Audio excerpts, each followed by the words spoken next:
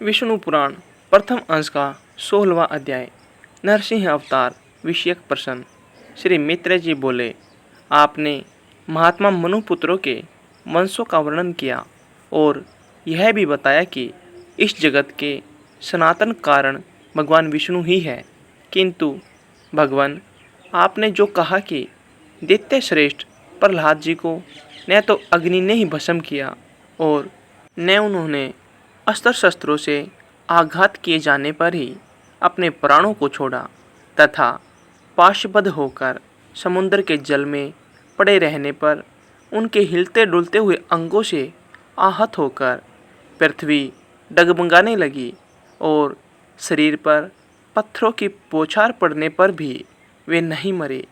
इस प्रकार जिन महाबुद्धिमान का आपने बहुत ही महात्म्य वर्णन किया है, हे मुने, जिन अति तेजस्वी महात्मा का ऐसा चरित्र है, मैं उन परम विष्णु भगत का अतुलित प्रभाव सुनना चाहता हूँ।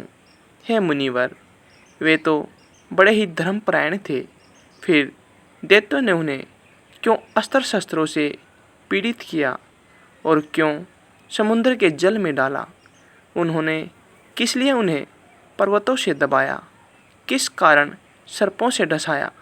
क्यों पर्वत शिखर से गिराया और क्यों अग्नि में डलवाया? उन महादैत्यों ने उन्हें दिग्गजों के दांतों से क्यों रुंधवाया और क्यों सर्वशोषक वायु को उनके लिए नियुक्त किया? हे मुने, उन पर दैत्य गुरुओं ने किस लिए कृत्या का प्रयोग किया और सम्रासुर ने क्यों अपनी शस्त्रों मायाओं का वार किया?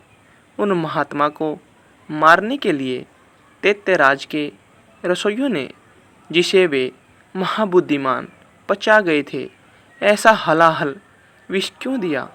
हे महाभाग, महात्मा प्रहलाद का यह संपूर्ण चरित्र जो उनके महान महात्म्य का सूचक है, मैं सुनना चाहता हूँ।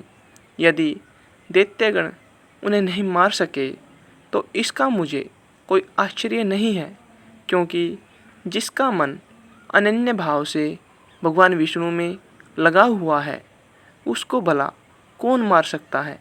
जो नित्य धर्मपरायण और भगवत आराधना में तत्पर रहते थे, उनसे उनके ही कुल में उत्पन्न हुए दैत्यों ने ऐसा अति दुष्कर द्वेष किया।